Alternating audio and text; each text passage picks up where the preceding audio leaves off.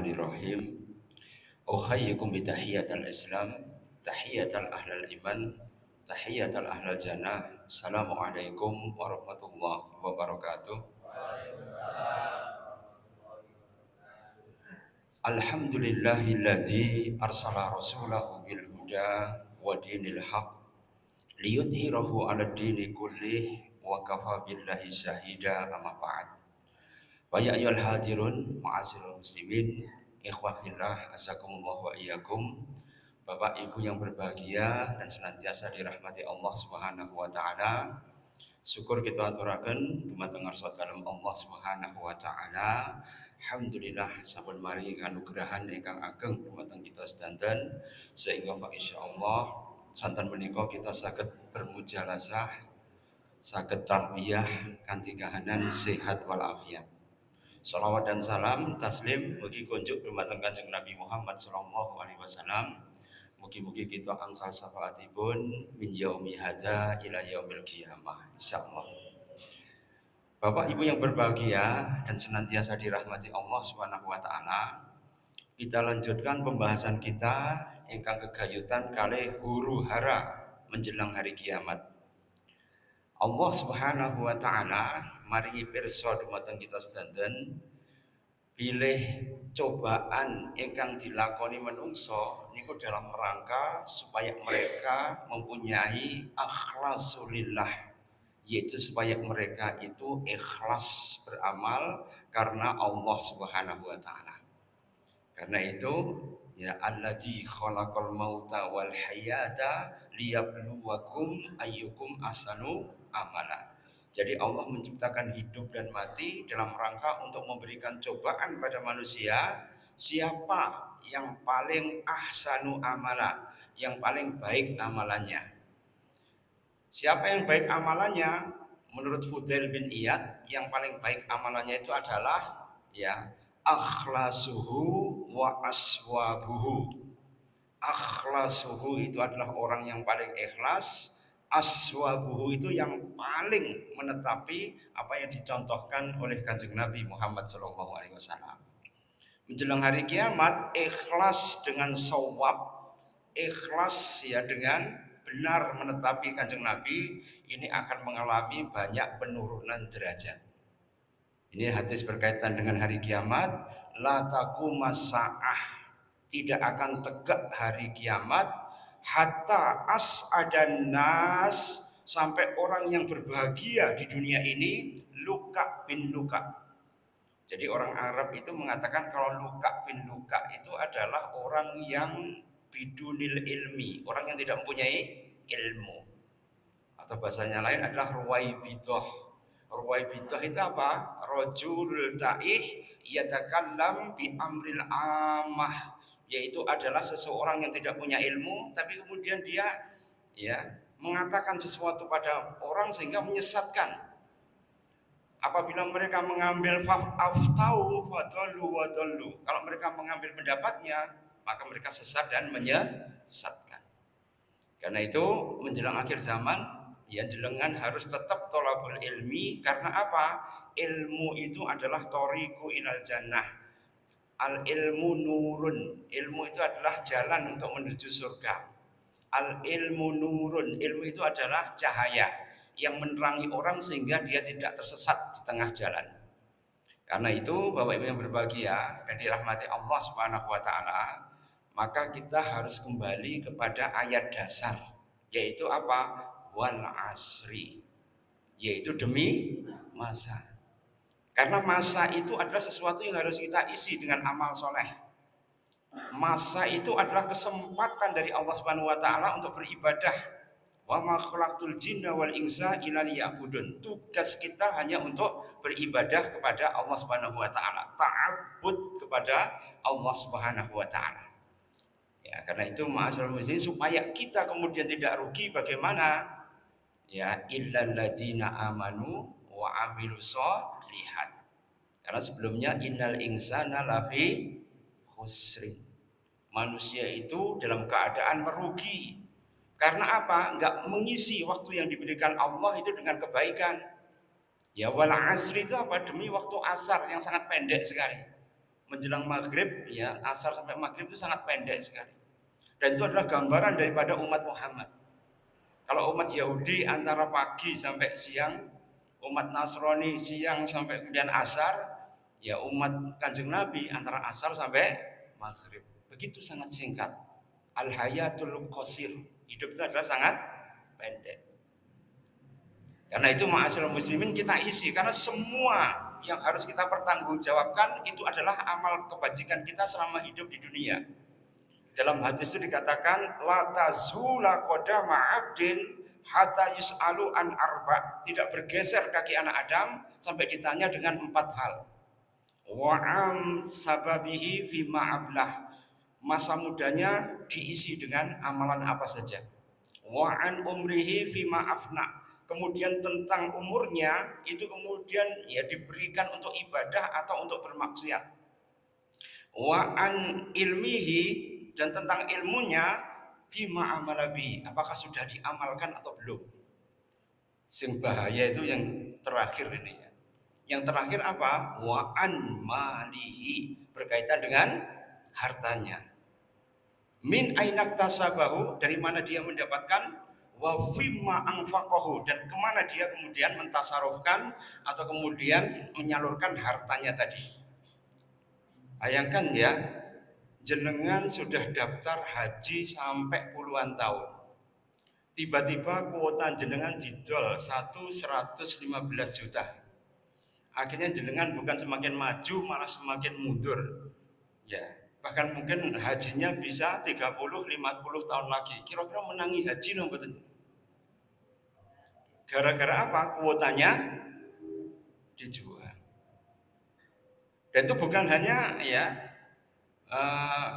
cuma 100 atau 200 ya, tapi ribuan. Karena itu ma'asyiral muslimin, ini nanti ditanyakan semua oleh Allah Subhanahu wa taala. Ya, min ainak tasabahu, dari mana dia mendapatkan, wa fima anfaqahu. Tadi yang dikatakan apa? La tazula qadama 'abdin, semuanya itu tentang konsep waktu. Jadi waktu kita itu akan ditanyakan semua oleh Allah Subhanahu wa taala, baik sababaka, masa muda jenengan, atau maluka, yaitu harta jenengan, au ulumuka, atau ulum atau ilmu-ilmu jenengan. Ya, bahkan kemudian akan ditanya umruka, yaitu adalah umur kamu. Semuanya berkaitan dengan waktu yang diisi oleh apakah taat atau kemudian bughd kepada Allah Subhanahu wa taala. Taat atau kemudian isyan, durhaka kepada Allah Subhanahu wa taala. Ini tergantung kepada mujahadah kita di jalan Allah Subhanahu wa taala. Bagaimana caranya kita bisa tetap istiqomah? Allah memberikan kuncinya, yang kata Imam Syafi'i ini ada sepertiga Quran, yaitu surat Wal Asri tadi. Demi masa, sesungguhnya manusia semuanya pasti akan merugi.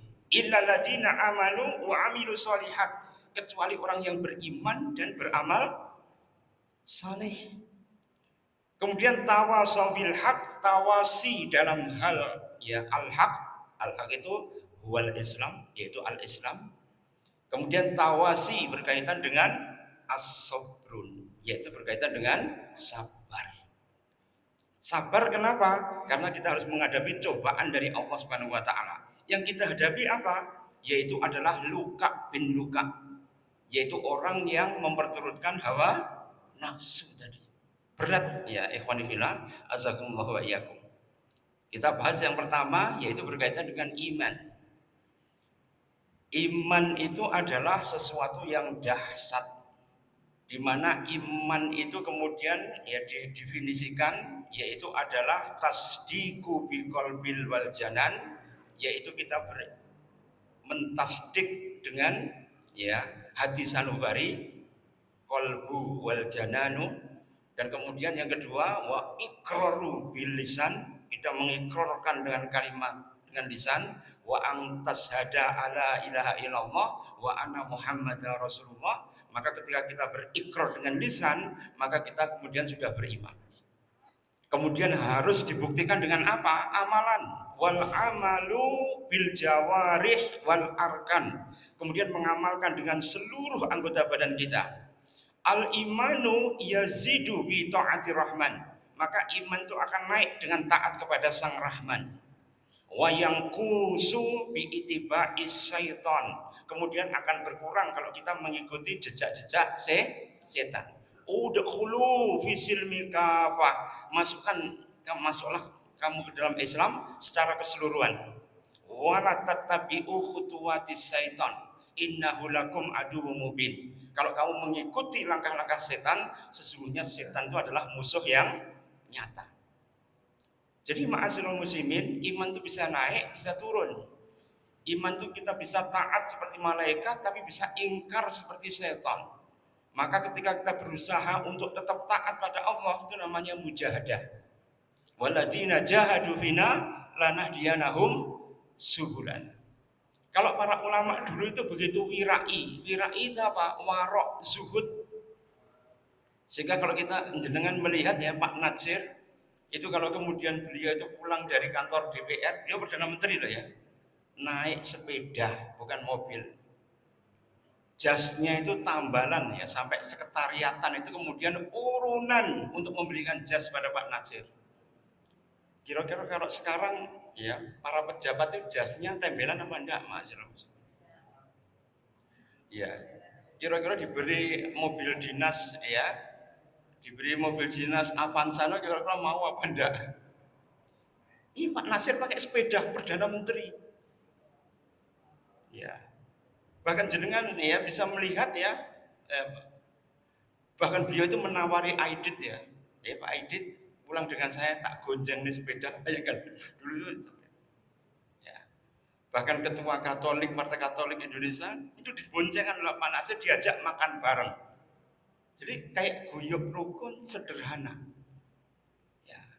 Bayangkan pada waktu itu ada menteri namanya Yusuf Muda Timur. Ya. Beliau itu adalah Menteri Keuangan atau Presiden ya, Bank Indonesia. Di mana dia pernah membelikan Titik Puspa itu mobil Fiat harganya 70 juta tahun 50. Gaji bapak saya tahun 75 itu 120 rupiah. Bapak saya kan polisi kan, itu gajinya cuma 120 ribu lah. Tahun 75, ini tahun 50 sudah bisa membelikan sampai 70 juta. Kira-kira jangan bisa hitung apa enggak itu? Ya, barang yang mewah itu Yusuf Muda ya, Timur, yang itu adalah Menteri Keuangan tapi afiliasinya ke komunis. Jadi komunis itu kayak iya menggerakkan revolusi progresif dan sebagainya, tapi ujung-ujungnya jadi pejabat juga podo ae. Ya benda. Karena itu ma'asyiral muslimin ya, memang kalau kita itu kemudian ya dalam keadaan miskin papa atau fuqara wal masakin, itu kita kadang-kadang bisa vokal. Ya, tapi kalau sudah kemudian dapat jabatan, ya maka dalam pepatah Arab itu dikatakan al-insan abdul ihsan. Jadi manusia itu hambanya kebaikan. Nek wong Jawa itu dipangku mesti mati. Huruf pangkon itu kan mesti mati tuh Pak. Iya benda. Jadi hampir semua yang dipangku mesti mati. Ya, mati apa? Ya mati rasa, mati hati nurani dan sebagainya. Ya, karena itu nuwun sewu ya, seperti undang-undang perampasan aset itu sebenarnya ada yang setuju atau enggak, tapi ujung-ujungnya apa? Itu untuk mengancam. Amunisi untuk mengancam seseorang untuk taat pada kebijakan secara global. Iya benda. Awas loh kamu macam-macam ya, tak tahu di tompes sampai nanti ya. Ya akhirnya kemudian dengan cara apa? Dengan UU perampasan aset. Jadi itu seperti pisau bermata ganda. Satu sisi bisa membuat orang menjadi taat ya kepada aturan ya government secara keseluruhan, tapi secara lain bisa digunakan mafia itu untuk mengancam musuh politiknya. Yang bisa kemudian menjadi furqan atau pembedanya apa? Jujur. Mulanya jujur kacang hijau itu murah nek yang pasar templek. Iya benda. Tapi kalau jujur beneran itu sulit. Karena apa? Peraturan sudah baik. Yang membuat tidak baik apa? Pelakunya itu yang tidak jujur. Alaikum bisunati was sunnati khulafair rasyidin al mahdiin adu alaiha binawajid. Jelas sekali. atasmu sunnah Rasul dan sunnah para khulafair rasyidin al-mahdiyyin. Adu 'alaiha binawajid. Gigitlah erat-erat dengan gigi gerahammu. Itu hadisnya seperti itu. Tapi kalau hadis di sini untuk kemudian mengkafirkan orang lain, membid'ahkan orang lain, untuk kemudian membuat orang itu keluar dari Islam, kemudian mereka itu ya diserang dengan radikal dan radikul misalnya begitu, dengan menggunakan hadis ini kan bisa saja, tergantung kepada pelakunya. Yang bisa membuat orang itu bisa membawa hadis itu dengan luas bagaimana? Kalau dia jujur. Alaikum bisidqi fa inna sidqa yahdi ilal bir fa inal birra yahdi ilal jannah. Maka kalau kamu jujur, maka kamu akan mendapatkan albir. Bir itu apa? Kebaikan. Tapi kalau bir bintang itu memabukkan. Ya. Karena itu es teh bir oleh enggak oleh nih ya. Jadi kalau kemudian albirun itu artinya albir itu apa? Kebaikan. Ya, barang siapa yang jujur pasti mendapatkan kebaikan. Siapa yang baik pasti akan ditunjukkan Allah jalan menuju surga. Sesimpel itu sebenarnya teori agamanya. Tapi kalau dijabarkan di TV One iso mumet sampean. Coba engkel-engkelan mereka itu bisa menemukan jalan keluar apa enggak? Ora enek. Iya apa enggak? Ini mempertahankan pendapatnya, itu mempertahankan pendapatnya. Oh, ini tetap ngengkel terus. Akhirnya apa? Pak Karni itu bingung saja. Jadi nanti toleh. Karena apa? Bingung untuk ya memberikan kata putus. Itu sih membuat dengan tensinya naik ya itu. Jadi tensi naik itu kalau tidak ada kepastian hidup. Kalau Islam kan jelas, mentok tidak bisa usaha, ya tawakal. Yang penting ikhtiarnya sudah ya sundul langit. Kalau ikhtiar sudah sundul langit, kemudian putusan Allah turun, wa tawakkal 'ala Allah. Fa idza azamta wa tawakkal 'ala Allah. Kalau sudah berazam dengan keras, ikhtiar sudah mentok, maka jenengan tinggal tawakal pada Allah. Wa may yatawakkal fa huwa hasbuh. Barang siapa yang bertawakal, maka sudah cukup. Tapi jangan bertawakal berkaitan dengan judul.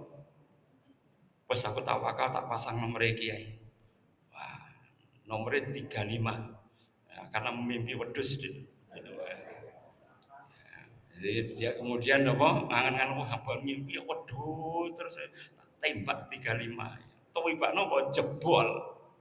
Ya, enggak sesuai prediksi. Jadi aku ya wis tawakal, itu bukan tawakal, Mas.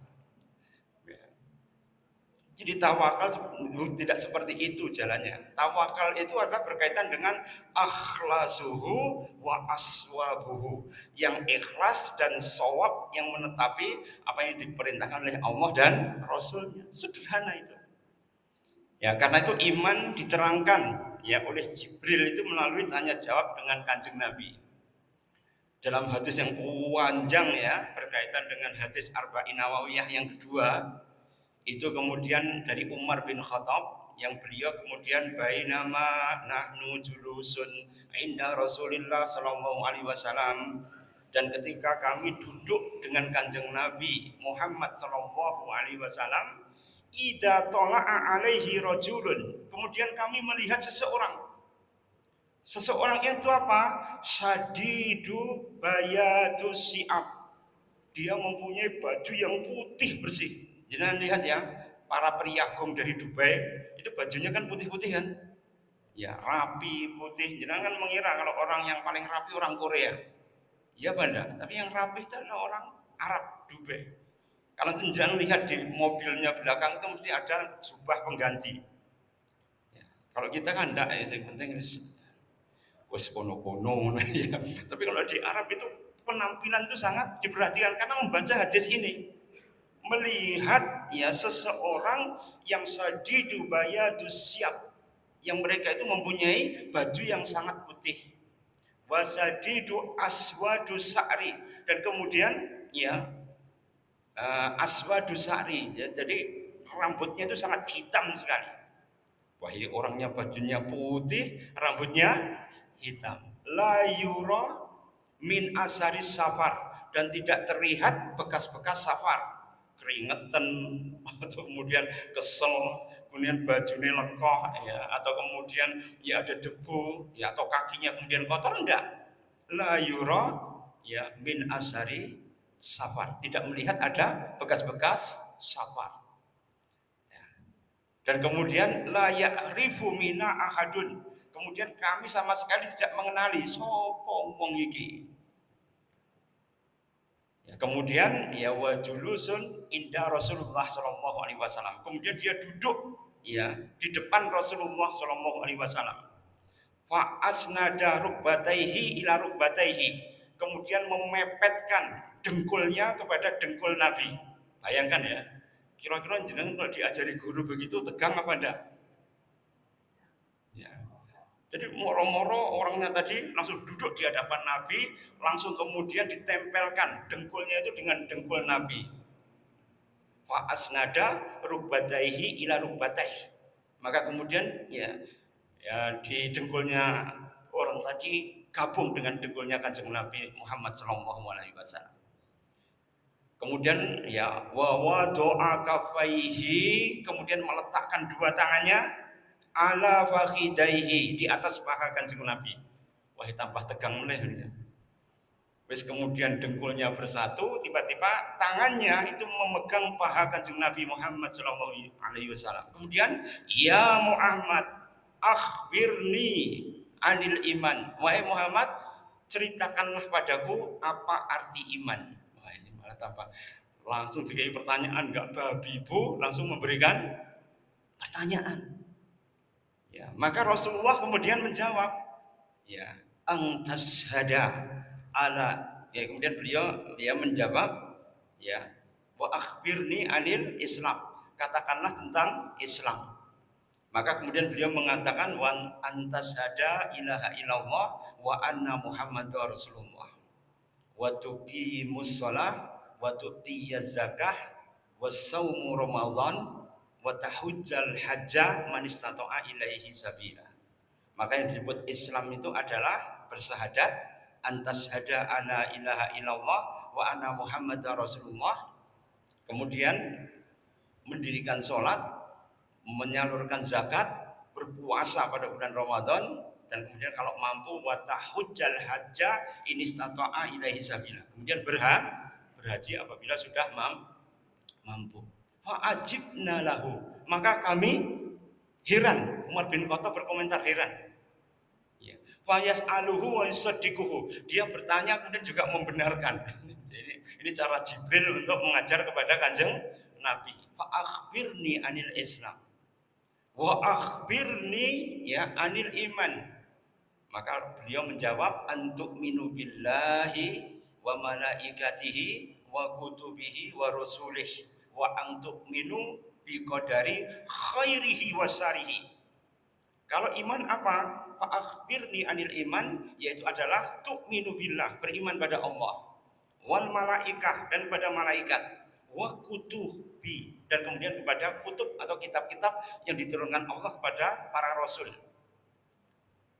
Kemudian wa kutubihi wa rusulih, kemudian ya beriman pada rasul, ya setelah beriman pada rasul kemudian ya beriman ya kepada hari kiamat, dan kemudian beriman kepada takdir yang baik maupun takdir yang buruk. Jadi ma'asyiral muslimin, ketika kita melihat seperti tadi, ini adalah Jibril mengajarkan ilmu kepada Kanjeng Nabi tentang Islam dan iman. Baru kemudian wa akhbirni anil ihsan, kabarkanlah aku apa itu arti ihsan. Ihsan itu apa? Ang ta'budullaha ka'annaka tarahu wa in lam takun yaraha fa innahu yarah. Yaitu kamu beribadah seakan-akan melihat Allah. Kalau kamu tidak bisa merasa seakan-akan melihat Allah, fa innahu yaraka, ya sadarilah bahwa Allah itu melihat kamu. Itu namanya apa? Muraqabatullah, merasa diawasi oleh Allah. Itu sebagai apa? Sebagai dawabit indibat. Dawabit itu patokan, indibat itu adalah disiplin. Kalau orang diajari disiplin dengan ya peraturan sing jluwimet ya ora iso. Iya Pak Ndak, ini ada peraturan lagi, sing nggak bayar pajak orang oleh ngisi bensin. Bayangkan kalau ini diterapkan kira-kira ya ketika di SPBU kan ada apa itu sing nggak bayar pajak kan dipindahkan di situ semua. Jadi ketika nggak bayar pajak, maaf mas, nggak bisa mengisi, nggak bisa dari kosong karena dengan nggak bayar pajak. Ya. Atau kemudian ojol, ya kalau kemudian ya dia tidak boleh mengisi ya yang subsidi. Bayangkan seperti itu kan malah menyulitkan kan? Karena apa peraturannya jeluwimet sekali, akhirnya membuatnya ujung-ujungnya apa? Sulit orang untuk hidup. Sedangkan Rasulullah mengatakan ya siru wala tu'asiru, permudahlah jangan mempersulit. Bahkan Rasulullah mengatakan kalau kamu mempunyai piutang pada seseorang dan kamu mengikhlaskan piutang tadi, maka pahalanya besar di sisi Allah Subhanahu wa taala. Mengikhlas ini utang. Tapi kalau gak ikhlas, ya kemudian harus dibayar juga. Tapi kalau ikhlas, pahalanya jenengan luar biasa. Itu adalah kelas asih atau kemuliaan dari Islam itu sendiri. Rasulullah kalau kemudian berderma itu seperti angin saja.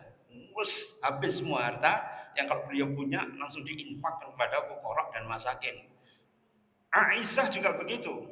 Dia mendapatkan ghanimah ya, semuanya diinfakkan untuk fuqara dan masakin. Sampai pembantunya protes, "Wahai ibunda Ummahatul Mukminin, Aisyah, jenengan tadi membelanjakan semua untuk infak, kita belum mensisakan untuk buka jenengan nanti sore." Jadi beliau puasa sampai lupa untuk berbuka itu semua uangnya ditasyarufkan atau disalurkan untuk orang-orang miskin dan orang-orang yang terlantar. Ini adalah didikan Kanjeng Nabi Muhammad SAW yang penuh dengan welas asih. Sekarang luar biasa. Di Amerika itu kalau kemudian mereka tidak bisa bayar cicilan bank, maka rumahnya, asetnya itu dirampas. Jika banyak orang yang ada di Beverly Hills sampai kemudian di daerah yang kemarin terkena banjir ya atau Las Vegas itu kemudian banyak sekali homeless. Homeless itu apa? Pengangguran. Karena apa? Tanah mereka kemudian diambil. Gara-gara apa? Tidak bisa bayar angsuran. Itu kejamnya kapitalis seperti tadi. Nah kita kok malah niru-niru ke sana kan? Ya Banda. Coba jenengan lihat ya. Kalau kita lihat itu sekarang itu kalau ada pejabat itu kemudian datang, itu kan biasanya makanannya itu lezat-lezat semua ya. Zaman Pak Harto itu kalau mereka datang di Istana Negara, apa suguhane? Botok. Apa suguhane? Pecel lele. Ya. Apa suguhannya? Sop-sopan, sego bening dan sebagainya. Supaya apa? Ketika kemudian diprotes oleh protokol, ya saya ingin mengajari supaya kemudian para pejabatnya juga berlaku sederhana. Itu zaman dulu loh. Ya kita menisbihkan apa yang dilakukan Pak Harto dan sebagainya di media massa, kita mengambil yang baik-baiknya saja. Karena kalau sudah orang meninggal itu tidak usah dirasani yang jeleknya, dirasani sing apike wae kan begitu kan? Atau Pak Karno kemudian mengajak ajudannya untuk apa? Makan sate. Ya, di Bandung tuh ya dia mengajak salah satu pengawal polisinya Mail namanya itu ya, yang kemudian diajak untuk apa? Makan sate di tepi jalan. Ya, kira-kira nek presiden saiki gelem apa ndak? Ya, makan di tepi jalan atau makan dengan makanan yang sederhana. Itu dalam rangka apa? Untuk kemudian memberikan contoh sebenarnya. Dulu itu Raja Ming yang pertama melihat rakyat dalam keadaan kelaparan karena ada banjir di Sungai Huangho dan Sungai Yangtze, sehingga membuat ya banjir itu membuat mereka tidak bisa makan. Maka kemudian raja itu mendekretkan supaya mereka makannya itu hanya dengan lobak saja. Tahu ya lobak? Rasanya kan tidak enak kan? Tapi seluruh istana itu kemudian ya seluruh kokinya itu disuruh untuk memasak masakan yang sederhana.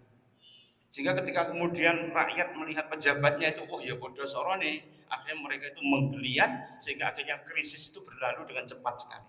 Ini salah satu bentuk untuk menyelesaikan krisis. Bukan rakyat kemudian krisis, kemudian pejabatnya malah flexing. Ya apa enggak? Kira-kira mangkel apa enggak? Ya, dalam keadaan ya menderita tiba-tiba dipameri dengan berbagai macam kemewahan tadi. Rumahnya kayak showroom misalnya. Dan itu kalau kemudian dilihat orang, nafsu kalau menurut sufi, nafsu kan ada amarah, ada lawamah, ya, ada sufiyah, ya. Kemudian ada mutmainah. Kalau menurut sufi kan ada 4 tadi. Kalau menurut yang lain ada 7, ya, tentang martabat 7 ya. Tapi kalau kemudian kita ambil yang sederhana saja. Kalau lawamah menyesal, ya, itu kalau orang itu kemudian senantiasa nggak bisa menjaga lisan. Kalau kemudian orang itu amarah karena apa? Kupingnya itu mendengar sesuatu yang menyakitkan. Tapi kalau nafsu sufiyah itu dari mata. Jadi kalau mata melihat itu bisa menimbulkan nafsu sufiyah. Dan nafsu sufiyah itu menimbulkan apa? Syahwat. Baik syahwat terhadap harta maupun syahwat terhadap perempuan. Itu melalui pandangan mata. Karena itu kenapa? Ya, sekarang ini program daripada musuh-musuh Islam yaitu dengan memberikan tawaran, ya, pandangan mata. Ya. Dengan cara apa? Pornografi, porno aksi, pamer kemewahan, flexing, ada TikTok, ya, ada kemudian ada Instagram. Oh, ini Instagramable, artinya apa? Sesuatu yang menyejukkan pandangan mata. Sedangkan yang menyejukkan pandangan mata itu cuma satu dalam Al-Quran. Apa itu yang menyejukkan pandangan mata? Anak yang soleh. Ya benda. Rabbana hablana min aswajina wa dzurriyyatina qurrata a'yun. Qurrata a'yun apa yang menyejukkan pandangan mata. Waja'alna lil muttaqina imama. Jenengan boleh punya harta yang banyak, tapi kalau nggak punya anak soleh, ya binasa jenengan di kuburan. Karena apa? Tidak dikirimi dongo. Cara dongo ini keliru bisa. Karena apa? Tidak berilmu dia. Kalau tidak berilmu, dongo ini keliru, nggak bisa masuk ke dalam alam kubur, ditolak oleh Allah. Dongo ini keliru piye? Dongo ini dicampur dengan sodakoh yang batil. Ya benar. Wa yakulunal amwalan nasu bil batil. Karena mereka itu kemudian memakan harta manusia itu dengan batil. Faduku bima kanu yaknisun. Maka kemudian aku azab mereka itu dengan apa? Dengan apa yang mereka kumpulkan, minaz zahab wal fiddah, dari emas dan perak, dari harta yang dikumpulkan dengan jalan yang tidak sah. Coba kalau anak kita kemudian kita ajari wis sing penting ya sugih ae. Ya, kabeh terabas ora apa-apa. Kira-kira nanti hartanya yang ngumpul bisa digunakan untuk sedekah apa enggak? Wis bapake mati disodakoi, undang anak yatim 1000, kau apa dikai panganan. Kalau itu dari harta, ya, dari harta yang tidak sah atau haram, kira-kira diterima oleh Allah apa enggak? La yuqbalul amwal, tidak akan diterima harta itu kalau minal haram. Ya, man akala malang, ya pannaru aulabi. Barang siapa yang man akalal haram, barang siapa yang memakan haram, maka neraka, ya, pasti akan balasannya. Jadi jelas hadis-hadisnya. Ya, karena itu ma'asyiral muslimin, maka kita kemudian ketika melihat fenomena sekarang ini, maka kita harus kemudian andap asor. Karena penyakit itu akan merubah seseorang itu kalau mempunyai 9 penyakit ini. Ummahatul khotoya salasun, ya babonane dosa nek telu. Ummahatul khotoya salasun, yang mbok-mbokane induknya dosa itu ada 3. Apa itu? Ya, kibrun, yaitu ada sombong, hasadun, yaitu hasad, kemudian khirsun, itu adalah ambisi terhadap dunia yang terlalu berlebihan. Itu adalah, ya, salah satu daripada 3 dosa yang mematikan. Dosa yang dilakukan oleh iblis, sombong, hasud kepada Nabi Adam, kemudian pengen menguasai surga sendiri, namanya khirsun. Fasirna, ya, kemudian fanasa asitan fasirna tis'atan. Kemudian dari 3 dosa ini lahir 6 dosa. Jadi dari 3 dosa lahir 6 dosa. Ya, fasirna tis'atan, maka total yang mematikan dosanya menjadi 9. 3 tambah 6. Apa yang 6 tadi? Sabuun. Sabuun itu apa? Ya, kawula telih. Jadi menghamba kepada ya yang penting warak tok ae. Ya. Sabuun yang kedua yaitu adalah ya naumun. Naum itu apa? Ya senengane batang. Tahu ya batang jadi bangke. Ya. Ya malam mau welekan ya. Kemudian subuh kepancal baru turu sampai sore. Ya padha ae masyaallah muslim. Akhirnya apa? Banyak ibadah utama yang hilang. Ya. Jadi orang itu harus tawazun. Tawazunnya apa? Seimbang. Karena itu naum itu memang kebutuhan. Nah, kita itu dikondisikan naum kita itu 8 jam. Aslinya Kanjeng Nabi itu tidur itu cuma 4 jam. Cuma kita kemudian ya terorientasi dengan Rockefeller. Jadi Rockefeller itu seorang tokoh Yahudi abad ke-19 yang mensosialisasikan kalau makan itu 3 kali. Kalau tidur itu 8 jam. Supaya apa? Supaya mereka itu tidak protes kepada kebijakan kapitalis. Supaya mereka itu kemudian menjadi ya mementingkan departemen perbadokan dan perturuan. Sehingga akhirnya apa? Mereka bisa dijajah dengan leluasa. Itu Rockefeller. Aslinya nenek moyang kita makan 1 kali saja sudah cukup. Iya apa enggak? Nenek moyang kita dulu kan pemburu kan. Begitu mereka mendapatkan buruan dimakan bareng-bareng, setelah itu kemudian mereka ya menanam padi, bekerja keras, mencari buruan lagi untuk simpanan, jadikan dendeng dan sebagainya. Kerja semua mereka. Tapi sejak Rockefeller tadi, maka makannya menjadi 3 kali. Nek ora 3 kali, maka kemudian perut kita jadi protes. Sehingga akhirnya yang keluarlah makan makanan junk food, makan makanan sampah. Makanan sampah itu apa? Yang tidak mengandung gizi yang seimbang. Terus gizinya enggak seimbang, ya malah kemudian makannya terlalu banyak. Nah inilah yang kemudian membuat mereka itu menjadi tidak produktif. Coba lihat orang-orang kaya ya, Warren Buffett misalnya, atau kemudian orang-orang kaya di dunia timur maupun di dunia barat, hampir semuanya kalau kita lihat makannya itu sederhana semua. Ya, sing kemrungsung tok ae makane sing banyak. Karena itu as-sabuun wa naum wa rohah. Yang ketiga penyakitnya adalah rohah. Rohah itu apa? Layeh-layeh enak tenang. Karena itu begitu ada kafe itu ya para pemudanya nggarap tugas yang kafe. Diskusi yang kafe. Wakeh ngombe kafe sampai jajalannya timbang belajar. Ya pada ya wakeh ngobrolnya coba anak-anak sekarang itu kalau mau belajar kan di kafe. Ya. Sehingga pegawai kafe ya mumet karena apa? Kuota internet wakeh. Karena mereka ya ngopi sambil browsing, flexing, hacking, semacam sengking, geng itu semua dilakoni semua di kafe. Karena apa? Dasarnya itu rohah. Rohah itu apa? Layeh-layeh enak. Tentu mematikan semua. Kenapa kok mematikan? Menimbulkan penyakit. Kalau orang mager itu suwi-suwi kan jantungnya menjadi lemah. Kalau orang nggak gerak, lama-lama apa? Badannya menjadi sakit semua. Kalau orang itu tidak bergerak, lama-lama hatinya mengalami perlomaan hati. Ujung-ujungnya apa? Hatinya jadi rusak. Sedangkan hati itu pusat untuk detoksifikasi semua penyakit. Ya, mematikan kan ini ya. Syabuun, ya kemudian naumun, dan kemudian juga rohah. Rohah itu adalah layeh-layeh. Kemudian yang keempat yaitu adalah hubul amwal. Hubul amwal itu apa? Cinta kepada harta.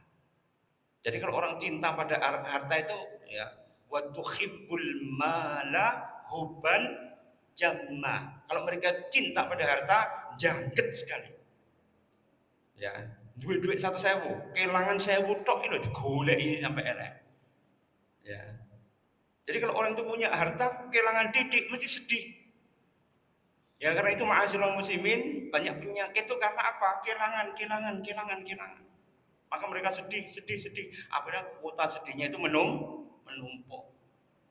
Yang beruntung siapa? Akhlasuhu wa aswabu. Kalau dia ikhlas kan selesai. Ya, coba ya Man nabata, barang siapa yang menanam. Man akhrosa, barang siapa yang nandur. Ya, gharsan, semua tanaman, entah buah-buahan, hortikultura atau pertanian. Ya, takulu minhu thair wal insan wa dawab wal jin fa huwa lahu shadaqah.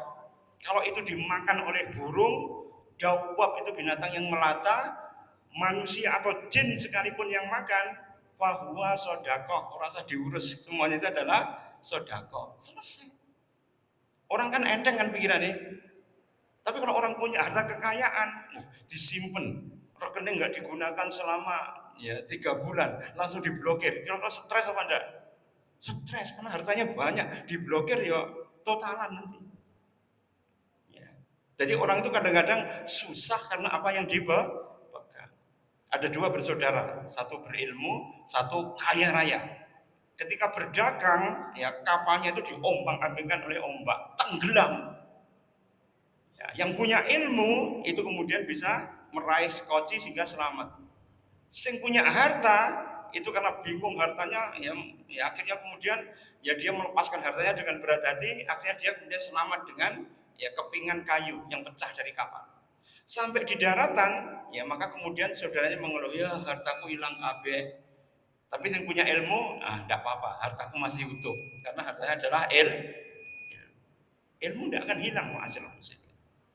Ya, karena itu kemudian hubul amwal itu kotilah, mematikan. Ya, kemudian yang kelima itu apa? Hubus sana wa mahmadah, seneng pujian. Jadi orang yang banyak dipuji itu akhirnya apa? Kena penyakit yang akut. Ya, namanya apa? Narcissistic Personal Disorders. Ya, NPD. Nah, anak-anak sekarang kan namanya NPD ya. Penyakit apa? Narsis. Narsis itu dari kata narsis itu adalah dewa Yunani yang dia itu sangat cantik, ganteng sekali, kelaminnya aja tidak jelas ya. Ya, kemudian dia itu menemukan Dano. Kemudian Dano itu dipandangnya ada bayangannya. Maka kemudian dia memandang terus wajahnya sampai keluwen, sampai sakit dia tidak terasa karena saking cintanya dia melihat wajahnya sendiri, akhirnya dia mati nyemplung danau tadi. Sudah. Habislah riwayatnya. Lagu ini siapa? Titik Sandura dulu ya. 2 kijang itu loh kan. Yang kemudian mati masuk ya telaga, akhirnya apa? Mati riwayatnya. Jadi narsistik itu mematikan sekali. Karena narsistik itu menjadi orang yang kemudian harus dihargai. Kalau dia nggak kemudian datang sebuah pertemuan, maka semuanya harus menghormati. Pendapatnya harus diakui semua. Pokoknya dia harus menjadi pusat perhatian. Ini yang namanya apa? Hubus sanak wal mahmadah. Itu cinta kepada pujian. Kotilah, mematikan sekali. Karena orang nanti akan kemudian lupa kepada sangkan paraneng dumati. Harusnya beribadah hanya mengagumi dirinya sendiri. Coba kalau dulu kan ibu-ibu macaknya cepet kan. Lah sekarang itu pengen glowing kayak bintang film, macaknya sampai 2 jam. 3 jam, 4 jam, 5 jam. Sampai bojone turu tangi orang mari. Ya. Ya. Glowingnya itu dari atas sampai bawah. Ya. Untung-untung ibu itu masih generasi kolonial ya. Jadi macaknya cepet-cepet bisa. Sing generasi milenial lama sekali. Ya pada. Ya, jadi generasi anak-anak kita itu ya macaknya mulai lama soalnya. Kalau ibu-ibu di sini itu generasi kolonial, Pak. Pokoknya poporan sampai pipa sampai cukup ya. Ya. Ini masalah. Kemudian yang terakhir yang membuat orang itu kemudian hilang keblate, masuk dalam dosa, yang keenam yaitu adalah hubur riyasah. Hubur riyasah itu cinta kepada kepemimpinan, cinta pada kedudukan, cinta pada pangkat, cinta pada semat, cinta pada keramat. Keramat itu apa? Kalau ketemu karena haibahnya tinggi harus salam template dulu. Tahu nggak salam template? Kayak amplop. Ya, kalau dulu kayak rokok, ya pirang bal gitu ya. Atau kemudian memberikan ini itu dan sebagainya. Karena apa? Haibahnya tinggi, membuat orang harus memberikan upeti. Jadi semua kedudukan itu membahayakan semua. Karena itu ma'asyiral muslimin, Hasan Al-Basri itu meskipun kaya raya, maka hartanya digunakan untuk berinfak.